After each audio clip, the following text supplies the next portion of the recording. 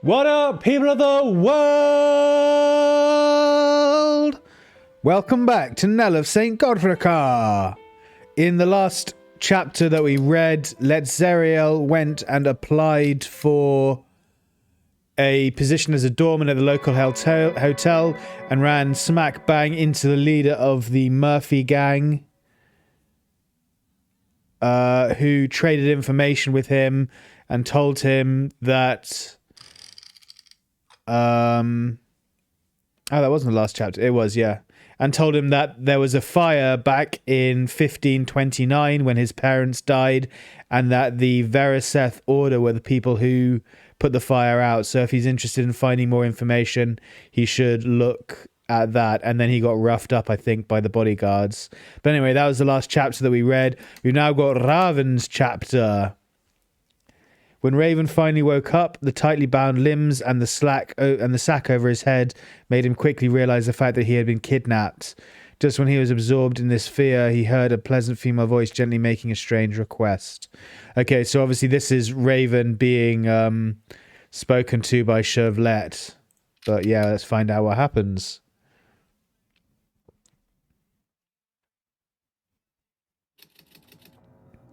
As time passes, both the cold and the pain have become clear in the havoc. The stiffness of the joints and the numbness of the skin come after. Raven finally struggles to open his eyes. He could see nothing but the darkness. Gradually, however, he's able to finally get his optic nerves working again. Though light has entered his eyes, it doesn't seem like it was of the brightness he's familiar with. Instead, his view is rather dim. He attempts to make a sound, but he could only feel a slight vibration along his throat. Not even a hint of a voice comes out. More than anything, it was painful. It is as if he had a million pieces of razor blade stuck in his throat. Raven closes his mouth and a metallic taste surfaces up from the depths of his throat. Nasty. What is this place? What's going on? It feels as if he's still dreaming, yet at the back of his mind he knows that it's in reality. Trying to get a better grip on the reality, Raven turns his head from one side to another as he observes his surroundings. He feels lightheaded, as if a large portion of his soul had left his body and all he had left is an empty shell. However, he could see nothing. It's pitch black. Raven takes some time to make sure that he has only been put in a sack and not in fact blind. His eyelashes are brushing against the textured fabric as he blinks. To top it off, he also feels wet and cold. His back is probably bleeding. It takes him a while to feel his limbs, and just like earlier, his sense of reality is returning to him. Raven finds that he is still not upright in a normal position. His legs are still tied with something and are raised straight up. Only this time his back is on the ground. By now he has almost recovered most of his consciousness. He could feel that his back rubbing against the concrete. All right. Someone must have been dragging him in one direction by his legs. As Raven's nerves recover, he twitches a little, and the hope in the man's hand quivers slightly, and the rope in the man's hand quivers slightly. This minor involuntary movement alarms the kidnapper. The man now stops moving. He releases his grip around Raven's legs as stiff as sticks. And as stiff as sticks, they fall heavily onto the ground. Raven presses his forehead against the ground as he bites his lower lip, trying his best to endure the pain.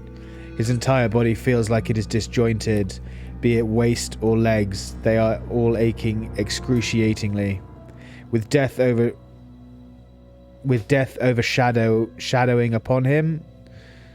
The English in this is so broken, it's really difficult to read. It just messes up your flow when you get random words like this which don't make sense. With death overshadowing upon him, he refuses to display his vulnerability in the presence of these mobs. Where's Whiteson? Here he is, Mr. Whiteson. He knows right away it is, in fact, the voice of the bastard who knocked him out. There seems to be someone else in this place. After that silver-haired kidnapper said those few words, Raven could hear his footsteps going further away. There seems to be a long period of silence after. Raven heaves a soft sigh as he shuts his eyes close. Bruises, scars, open wounds, all sorts of injuries one could inflict on another person are scattered all over his body. Hatred and despair torment him. He now awaits his death, or something else, in the room's dreadful silence. He only wishes that these people would give him a chance to question. Why? What do they want from him? What was the reason behind the torture? Yeah, I don't get why they tortured him. If they realized he was the wrong person, and they were in fact looking for his housemate, why did they torture him like that? I don't get it. It's unnecessary. They could have just released him. Anyway, headache and fear now come back to hunt him down. For a moment, Raven thought he was lying under the gaze of a group of people, or that he had been thrown into the middle of nowhere as a corpse by the violent man. You're close. What's your name? The woman's voice has a soft yet mature tone to it. She must be a praised singer. Raven remains silent. Her voice resonates in his ears, reminding him of the red velvet roses. Marien. Where are you from? After not receiving a response, she repeats the question patiently. As she restates, Raven feels a soft hand caressing his cheek through the sack. Raven suppresses his fear, trying his best to speak calmly to attain a mere chance to live. Raven Winchar. My name is Raven Winchar, and I'm a student at Ely Medical University. Sure. A medical student, is that right? That's what he just said, woman! He hears the woman reciting his answer, and Raven catches a trace of suppressed joy in the tone of the woman's voice. He feels somewhat relieved, although he couldn't help but wonder what use might he has for responding. What use might he have for responding? Although what might come after doesn't necessarily do him any good, it's better than nothing. He quickly gathered his thoughts and tells the woman the whole story. Yes, you can check my student ID in my left pocket if they haven't taken it, ma'am. I don't know anything about this. I was supposed to give my friend his party attire. On the way, I was suddenly knocked to unconsciousness and brought here. There seems to be moments of whispering in the darkness. Oh? Then I assume you've got good grades, no? Have you ever had a clinical surgery internship? Or solo surgery on the throat or blood vessels? Ah, we're not going to hurt you. On the contrary, you need some help.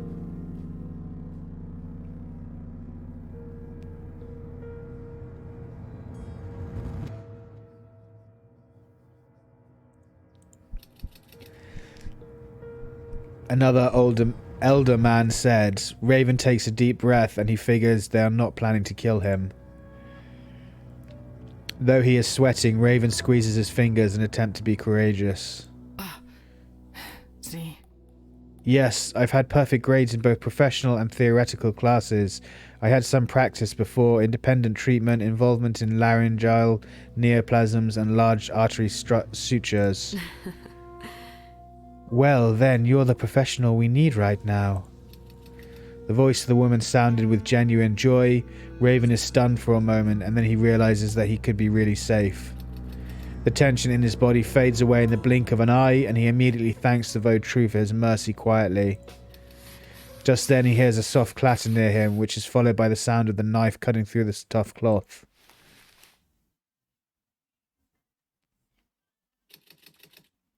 The next moment, he could feel the sack under him being tugged away.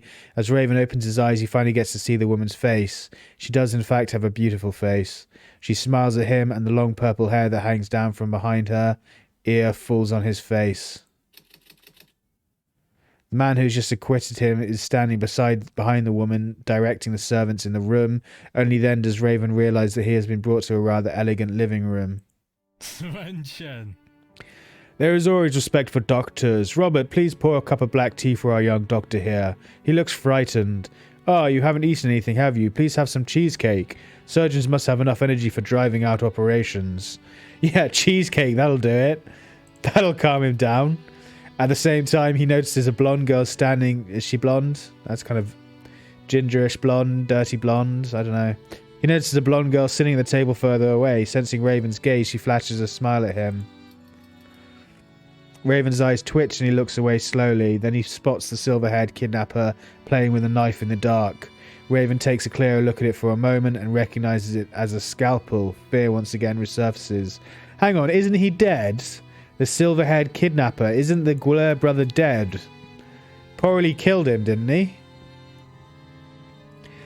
Then Robert returns with a plate of serving of cheesecake. I love it. We've kidnapped you and brought you all this way just to feed you cheesecake and tea. Do sit down with us and have a pleasant conversation, won't you? Yes. Yes, yes. Raven obediently gets back up onto his feet with the help of the woman. Then he sits in the chair next to the gentleman as told. Little by little, he slices the cake with a knife and fork. The cake even contains honey and pickled roses in the center. When he's finished, I'm sure he can eat as well, with his throat being filled with 1,000 needles and being choked out like that. I'm sure eating is the easiest thing in the world for him right now. When he's finished, the knife, fork, and plate were clean, and there's not a trace of honey sauce. What a cautious and vigilant student. I hope you can use a scalpel as carefully as a knife. Ah, where's my manners? I'm Legard Whiteson. They are Shervlet Fuchsia and Robert Midlick. Oh, okay, so it's not Gwler. Hello there. Nice to meet you, Mr. Whiteson.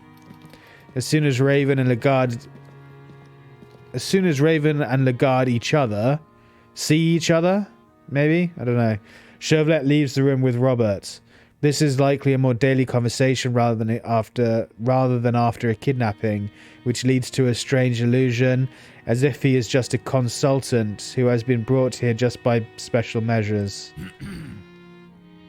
I'm sorry to invite you in such a situation. We need a doctor, as I once told them, but there may have been some kind of misunderstanding that they came to you in such a crude way.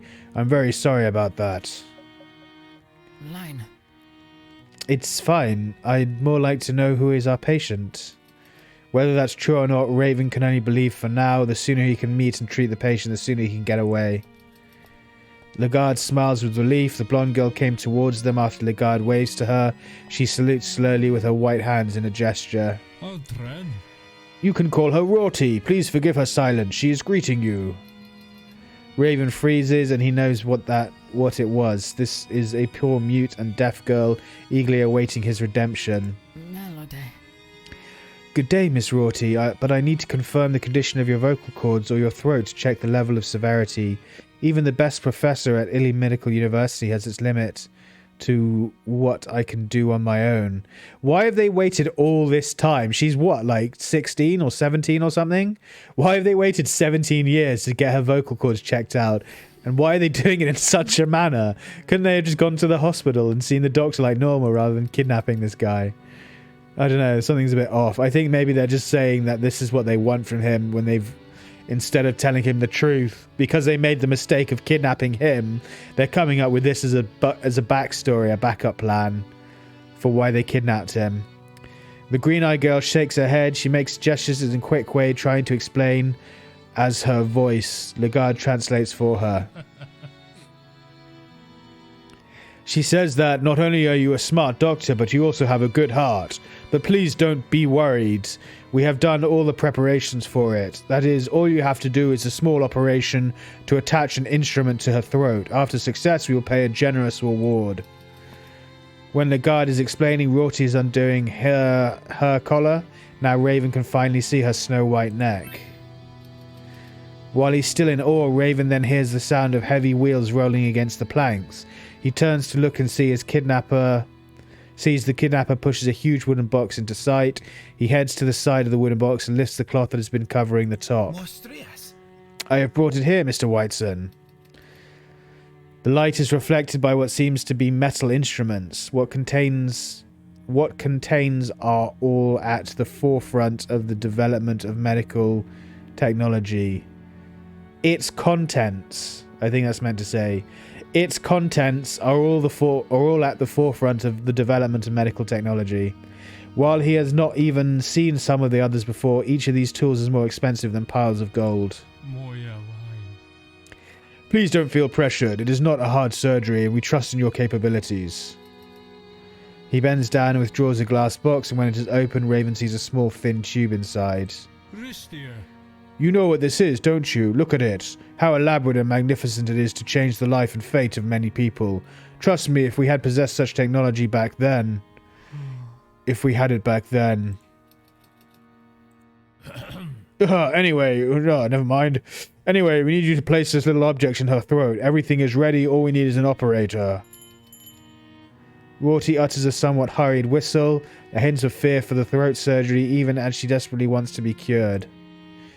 Raven realizes he is her doctor now, and her life is in his hands. He has to be responsible for it. After a moment of silence, Raven unwraps the bag, pulls out a pair of gloves, puts them over his hands, and gives his patient a smile as a comfort. Kitar Align Nexi. He's not even a real doctor, he's just a medical student. Why would you not get this done at hospital in surgery under proper anesthetic with real doctors? I don't get it. Yes, I will do my best. Very bizarre, very strange. And they're actually going through the operation as well. They're not just making some stuff up about it, about how they kidnapped him so he could do an operation and they'll talk to him about it later. They're actually doing it right then and there. That's absolutely crazy. Right, Heikano, Heiseno, Mulnathan. Heikano is heading to the long-awaited Mulnathan's residence in the carriage, the place where he and his siblings grew up together. Now he must find his father and seek an answer from him. So Heikano's pissed off that the church isn't responding to the accusations of the priest, and they're not helping him get out of jail.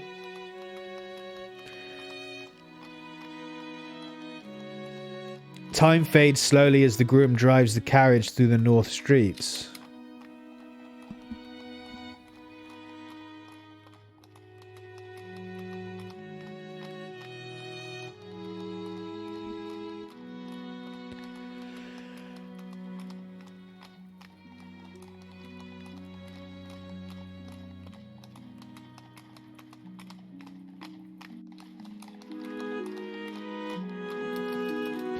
Buildings melt away until there is nothing but acres of green.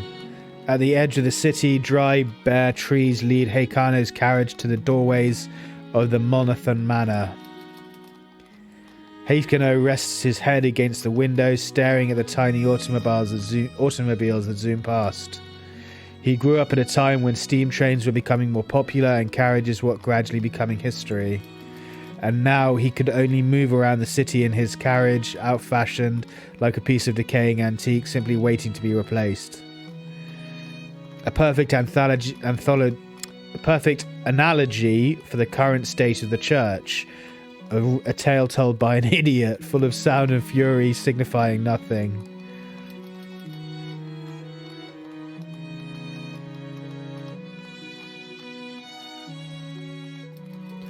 As the carriage pulls up to the manor gates, Heiseno's mind drifts to the past, how excited he got when his father took him and Findlay downtown.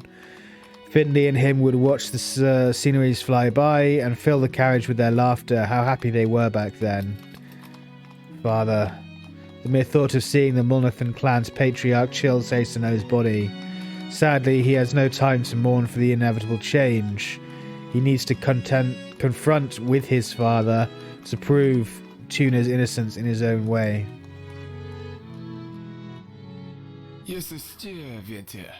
We're here, father. Thank you. The coachman blinds the young confessor with an innocent smile before hopping back into his seat. He sends his horse back down the road as Heiseno watches his retreating shadow with pity. Heiseno moves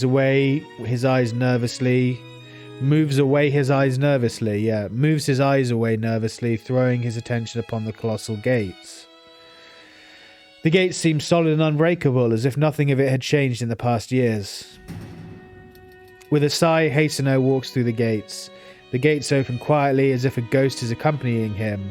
The smothering feeling is back. Heiseno thinks it is like a nightmare that he hasn't dreamt of in a long time.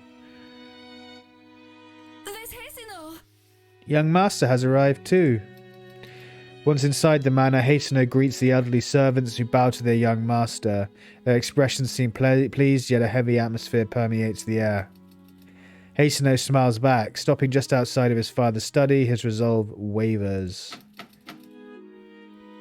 Heiseno knocks on his father's door heavily. His father, hearing His father's hearing became sharp after the trade of his vision, but he still tends to become easily absorbed in books. Master Mulnathan is in the dining area, young master. It's a lie. Ah, it has been a long time, my dear. My dear? Why aren't you talking to a bloke? Did you tell him that I am back? He knows already, young master. This way, please. Grimacing, Hastener makes his way through the winding corridors and grand halls of the estate. When he arrives in the dining hall, what greets him is shocking.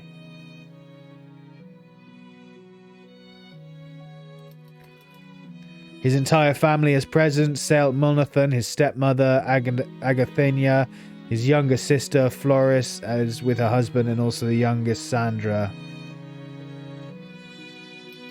However, what distresses Hastener the most is the empty chair waiting for someone who is no longer alive. It is for Findlay. Hastener looks at the empty chair in silence and sadness. It is the uncanny proof that his father is still unable to face the reality. That cold, cruel reality has always been ignored in his twisted family. It's a lie. Good day. Squeezing out the simple phrase made Hastener ponder how much more difficult would it be to squeeze out razors instead. Hastener turns away from Findlay's place and takes a seat 2 seats down. Melody, Haiseno. What a joy to see you, Hastener. It's been ages since you visited. Isn't that right, sweetheart? Dear. True. Yes, it's good to see you too, Agathenia. Saelt remarried 7 years after the death of Hastener's mother, shortly after his blindness. Hastener had never been so close to his flamboyant stepmother, but he appreciates her presence nonetheless. She could always find a way to lighten the depressing mood that lingers around the manor. Hello, Flora says Lawrence. Hello, Sandra.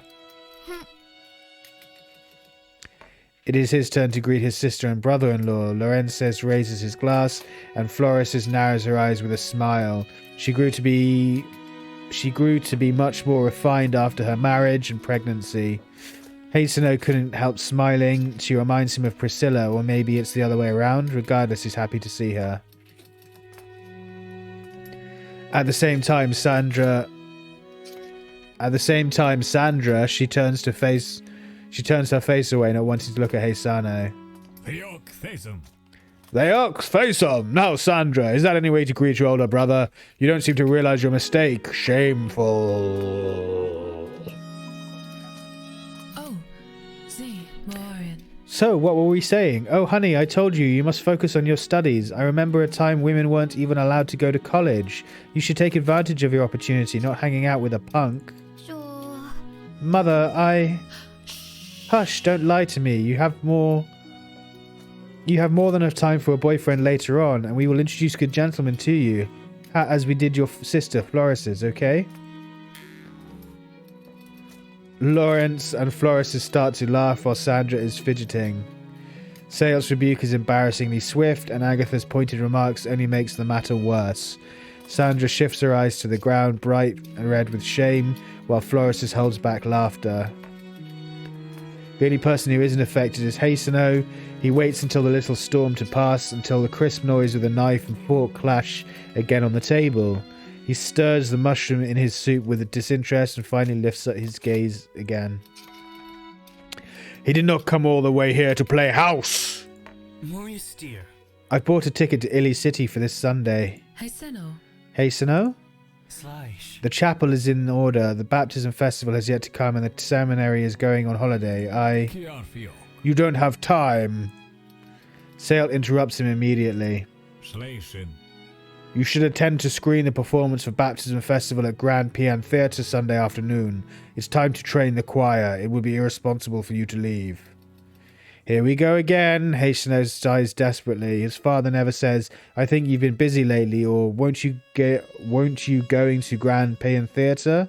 Won't you go to Grand Pian Theatre? He just thinks for others and decides you don't have time. St. Godhrkar's choir won't be performing at Baptism Festival. St. Godhrkar is still one of the places where the Baptism Festival will be held. Haseno suddenly stands up, knocking his chair down. Silence falls upon the dining room with everyone staring at Haseno, who could barely hold in his anger. Good. Excuse me if I am ruining the mood, but I must speak to Father, alone. His sisters look to their parent in confusion as they whisper to each other. Agathenia stares at both her husband and her stepson. Soon, Sealt rises and leaves the room with an army of servants following. Hasino falls into place behind them with his own entourage trailing. The both of them leave the dining room for the private study that Hasino has yet to set foot in.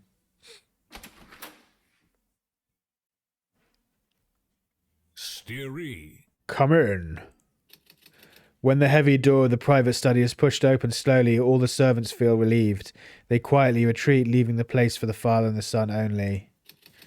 Hasino notices the lavish manuscripts gone from his father's desk, leaving only emptiness and cleanliness behind. The scent of old paper is much lighter than he remembers. Only a small leather-bound journal remains in the center of the table. Crossing the room, Sealt takes a seat behind the grand oak desk. He reads from the journal slowly, only to stop his fingers in mid-sentence, then turns to face his son. Slayson. I will tell my secretary to refund the ticket. Father! Kiarfiok. I know what you are going to do, Hasino, but it is in vain. You cannot help your friend Father Kestozai. Hasino feels the muscles in his face twitching incontrollably, revealing a grudging sneer beyond Sealt's vision. He stares at his father, who'll never realize that he would have never uttered such a word to Heikano if not for Findley's death. Everyone remembers Findley only, the bright, perfect young man. What Sealt needs is an heir like Findley, not Heisano. Now Findley is dead, and his father, who refuses to accept this fact, had to turn to Hasino after all these years to intervene with his life. It's insufferable. How convenient your reason sounds. You know exactly how important it is for the church to sift through the baptism festival schedule. Are you planning to make me take over Bishop Gale's position? I'm simply helping his retirement advance. He does not deny Sealt probably feels disdain to lie to his son, or simply thinks of his arrangement as above board. Sealt's decisions were always difficult to defy, but Heisano refuses to back down from this battle, not when his life is at stake. If I participate in tomorrow's screening... Kiarfiok. I know what you want to say, Hisano, but no good comes out of impetuous moves. Sealt stands and walks to his son. Hasino leaps to his feet before his father can hover above him. He hates it when he does so. It feels like the condescending sight of a hawk over a mouse. Don't lie to me, father. You can start a patrician in the Supreme Truth to intercede on his behalf. At the very least, the church should take a stand in the newspapers. To do nothing is ignorant and shameful. Hasino has practiced these lines over and over again before coming to see his father, and he feels confident in them being convincing. Sealt keeps silent. Suddenly he reaches up his hand to trace his son's face with his fingertips, feeling every bit of fury in his expression. He etches out a portrait of a young man not unlike the one he's seen in years. Kiartu. Never mind the case, son. Did you come only to argue? What you should do is to practice the choir before the selection process. What does that have to do with Tuna's case? Fee. Nothing. And that's the point. You should be focused on greater things, serving the church namely. Avoid your responsibilities just because you disapprove of our choices would be a meaningless struggle. Meaningless? You mean not principled? Sure, I will obey the regulation of the church, but it doesn't mean that its tenets will never disdain shamefully. Hasino. But regulations are independent from justice. Regardless, you will attend. It's not up for discussion, Hasano. How can you decide so unliterally, father? So unilaterally, father. Furious, Hasano brushes past his father. He stares at the little raised dots in his journal. Braille is even harder to make out upside down, but fortunately Hasano is fluent in the language of the blind.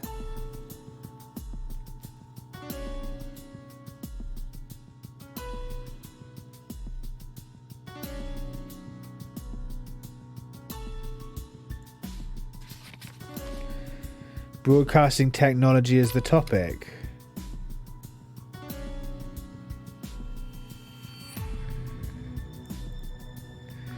The squad, illicity, we must.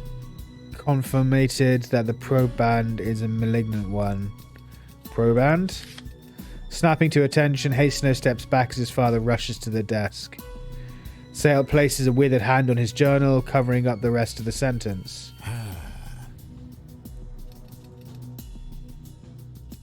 He still feels curious about what he saw in his father's journal, but he is done here. There is no conversation in this room, rather it's like shouting at an ornate wall that Sale has built between them. Fyong. This isn't over, father, not by a long shot.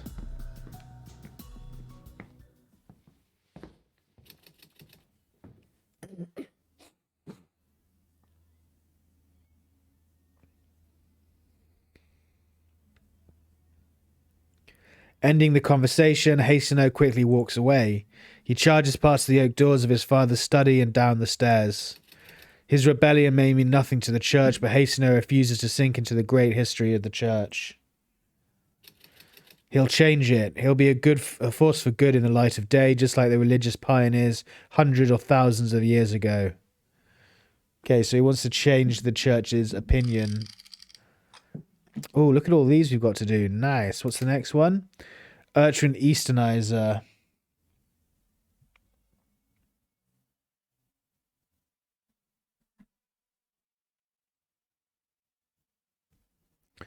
After settling the strike organized by the Maximalists, Widden didn't even have the time to take a break before he received a phone call from his partner Urtran. What neither of them expected was that just after they took Father Tuna Keshdai into custody, another gruesome murder took place on Bondo Street. Oh, really? Okay. Well, I think we've got enough time to do this. We've got about 30 minutes before we come up to the hour, so I'm going to rush into it, and hopefully it won't be a long chapter. Widden stares at the dried leaves of the black tea swirling around as he pours water into the cup. He takes a deep breath of its fragrance and murmurs a satisfied sound.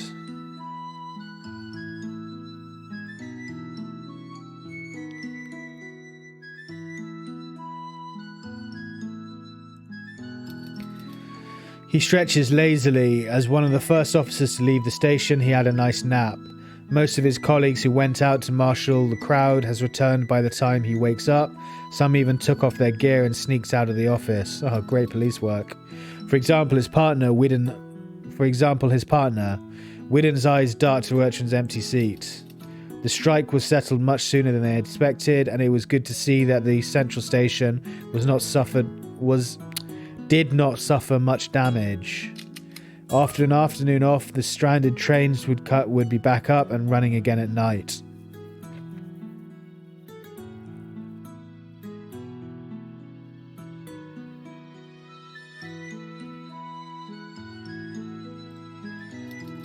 Thanks to Urchin and Widden, who arrested Zimoya and other leaders of the Maximalists. Zimoya wasn't arrested, we let him go in this playthrough. That's a bit of a typo, isn't it? A bit of an oversight. Although there are still a few names left on the wanted list, they hit a little snag, but still it could be counted as a victory. Thinking about his bonus, Widden hums happily. This box of precious tea is saved for special occasions like promotions, but he doesn't get much chance to open it up. He is determined to take his time enjoying it this time. When the phone on his desk rings, dragging him out of his thoughts. His heart almost stops at this shrill sound. He notices the clock showing his shift ends in half an hour, a time no good news would come from the detective's office. Widden hesitates between his tea and the roaring phone for a few seconds, and finally takes up the receiver with chagrin. Melody. You have reached the Illy Police Department. This is Operator Urchin Easternizer. I'm sorry the line is down. Please call again tomorrow morning. Thank you very... What the hell are you doing, Widden? Widden takes a half step back, as if to avoid his partner's wrath. He'd rather not say that 5 seconds ago. Well, I was just fooling around, you know. I know you'd call. You miss me? Don't be ridiculous. Listen, 70 Bondo Street, there's a murder near the leather shop. I need you here right now. Math. But it's 6 o'clock, man. Can't he die tomorrow? Grigon.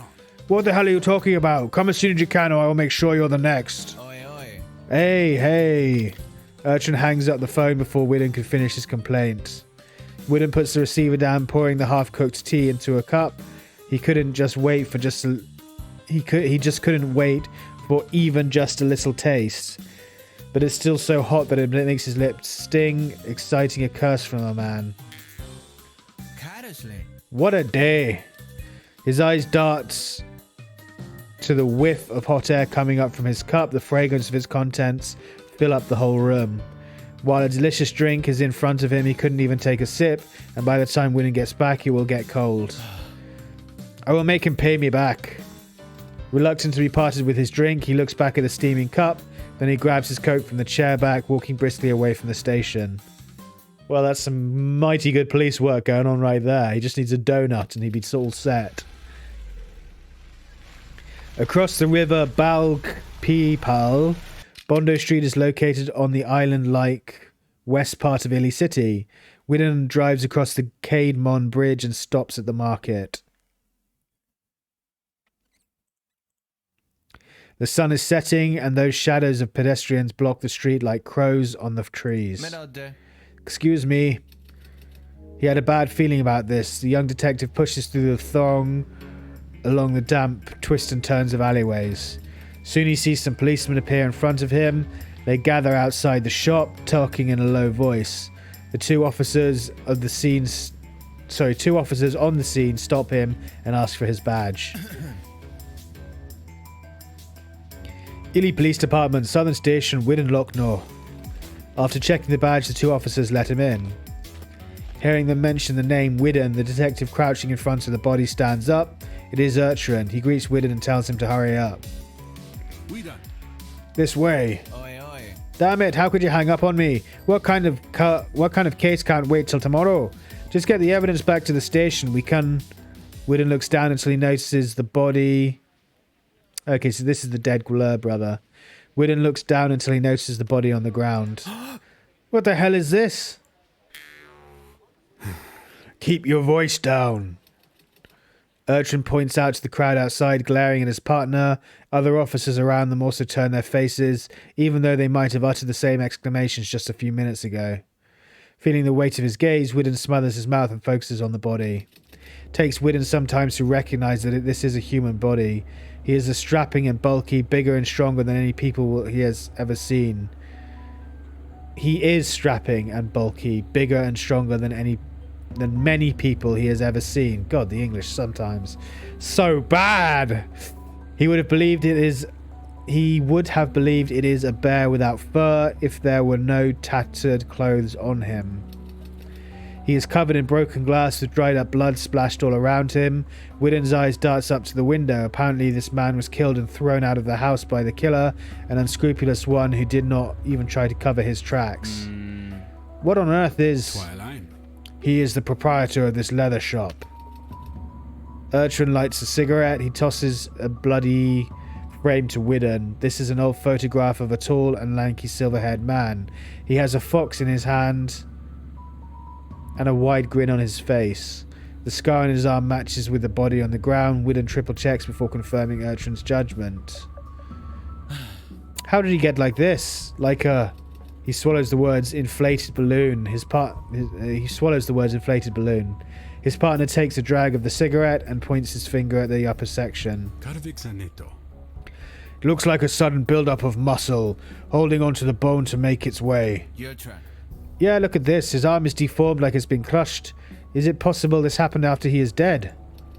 Widden sways his arm as if to test his theory, but Urchin shakes his head to object. Shangfo. Unlikely. See the cuts here and there? They were there after the muscle deformation, so he must be like this for a while. Okay, I'll ask around, see if there is anything. It's all yours. At last there is a smile on Urchin's face. His partner may be a bit lazy and whiny, but he is the best at investigation and inquiry. Widden puts back his notebook and begins helping the others to pack the body. And just then, another young policeman dashes out of the shop. Lexin. Detective Easternizer, Detective Lochno. A line. Coming. After wrapping the body in a bag and handing it over to the transport guys, Urchin and Widden follow the young officer and walk into the leather shop.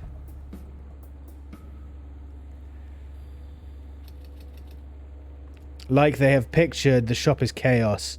Tables and chairs are turned over to the corner, while pieces of wood and glass scattered across the floor. Leather goods and sharp knives are hanging over the edge of the cabinet like they could fall at any time.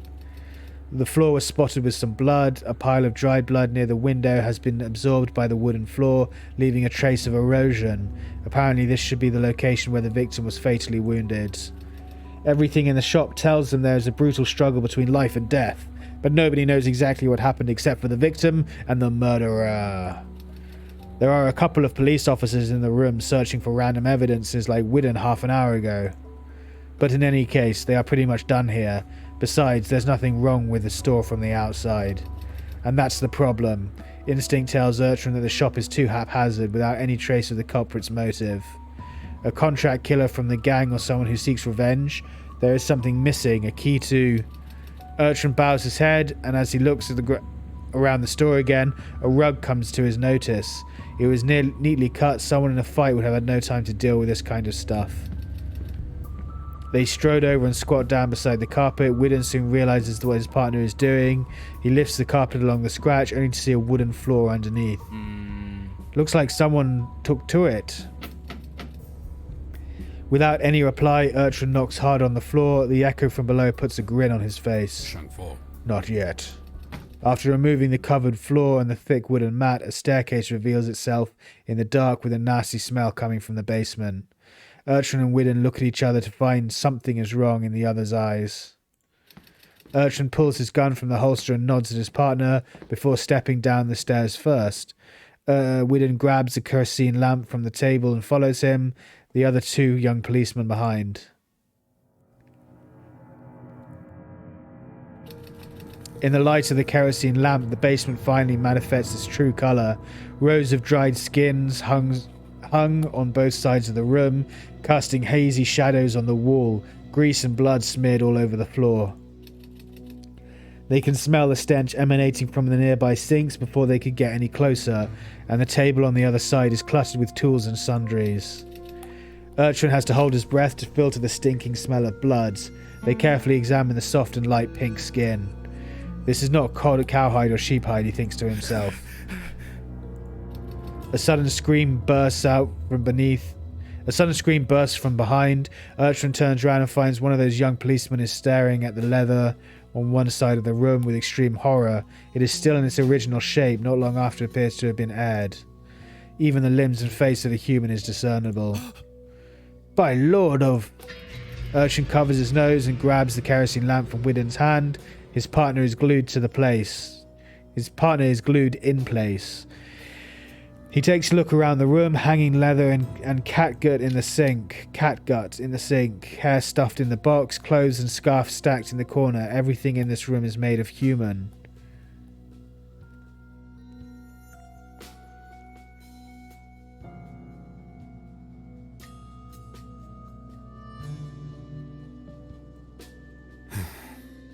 It's like a slaughterhouse in here.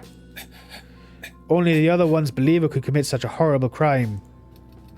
Widden's mumble is like he suddenly comes to his senses. He has heard of this line before. Yes, it was the wandering priest case. Just as he blurts out the name, the police who are rummaging around in the debris suddenly shout towards them. Who's there? Detective Lochno, Detective Easternizer, this way please. Widden comes to his sense and walks to the workbench with Urchin. The younger man elevates the lamp and finds a broken purse in their hands, wriggling with the name Nest. Mephisto. It's Nestos. Can't remember his name. He worked on the Mowland dockyard south. A very approachable lad, albeit probably just a side effect of his diffidence. Sure enough, this belongs to the victim. Nestos? Is this the crime scene of the priest's case? Urchin feels dizzy. This is somehow related to the priest case they have been investigating for a long time. Now we got a dead proprietor. If his basement is the scene of murder, then he must be the culprit of the priest case. Even if he isn't the mastermind, he can't get away with this. Damn it, why did this take me so long? When they look around the room again, everything is changed. Every hanging leather and clothes left once was a living soul. Far more numerous than they could have imagined, was trapped in this basement. Silence and mourning fall in unison on their faces. This will not be the end of it, even if they just found the murderer and proved Tuna's innocent. Urchin's face remains solemn. Lines of questions still remain unanswered, making this case even more complicated than before. If the owner was the murderer of the priest case, then who killed him? Does his death have anything to do with the case? Your turn. Let it go, Urchin. Let's head back. Those reports are not going to fill themselves. The boys will take it from here. Widden's voice brought him back to his senses. The blonde pats his partner on the shoulder as he leads the rest of the officers to go upstairs.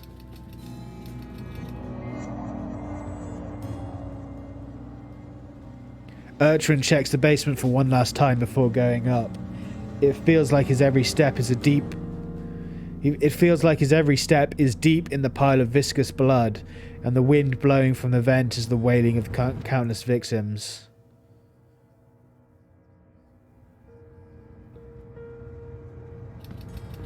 When Urchin steps on the wooden floor of the shop, does he finally escape from the horrible stench, and soon some commotion outside catches his attention.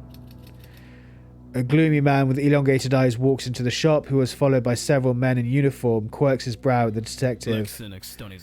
Are you Urchin Easternizer, the man in charge here? Ah, I am. Urchin offers his hand first, but the man lifts his glasses to politely avoid the skian's hand. Erich Osmond from Special Investigation Division of Pekinia. I will take it from here. Oh, it's like the CIA, but it's a SID.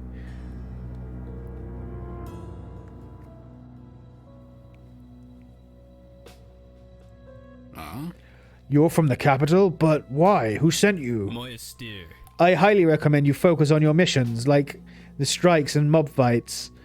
It would be wise not to stick your nose where it does not belong.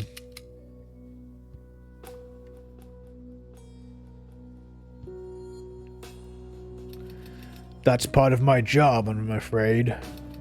Urchin stares at him, annoyed by the contempt in his words and postures. He looks over Eric's shoulder to his partner, Widden, who is standing by the doorway, shaking his head slowly. Passmore said no. Oh, Passmore said so.